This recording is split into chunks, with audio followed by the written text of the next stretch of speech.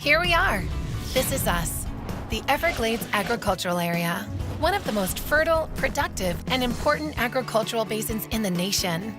We're farmers, of course, but what people may not realize is we're also researchers, scientists, engineers, environmentalists, and water experts. We're chock full of PhDs.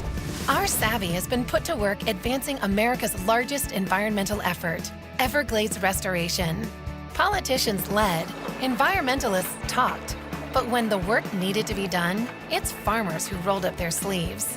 What is Everglades restoration? In its simplest form, it's a story of this, phosphorus.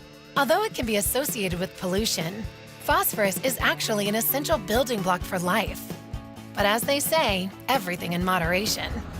Because of that, 2 decades ago, stakeholders came together and agreed there needed to be less phosphorus flowing to the Everglades. The Everglades Forever Act was born. The goal? To reduce phosphorus to 10 parts per billion. Our farming area was the centerpiece of the effort. We were tasked with reducing phosphorus by 25% each year. Our mission? To go from here to here. First, our best management practices were put to work. Our fields are now perfectly level before we farm. This stops water from going from our farms into canals.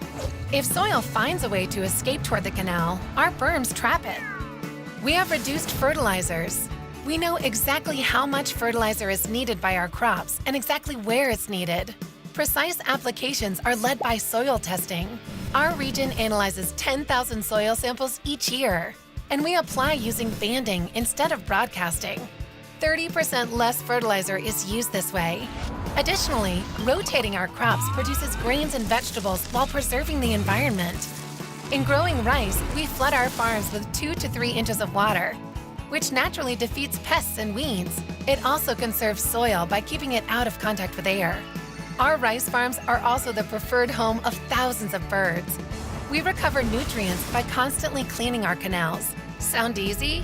With hundreds of miles of canals in the EAA, it's a huge job that involves a heavy investment from farmers at $2,000 per mile.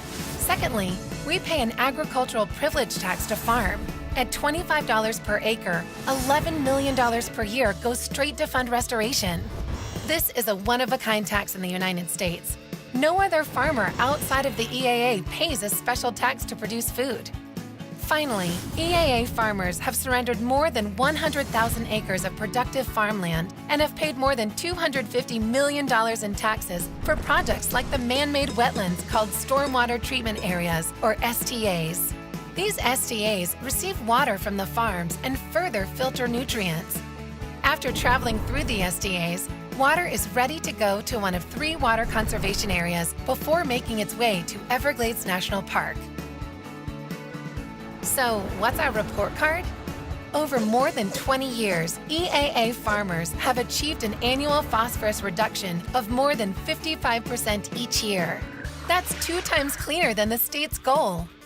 Today, rain accounts for more than double the phosphorus entering the Everglades than all other sources. How can we be so sure? 3,000 water samples have been taken each year across the EAA for the last 20 years at farmers' expense. We report to the South Florida Water Management District the flow of all of our 150 pumps that send water to their canals every day.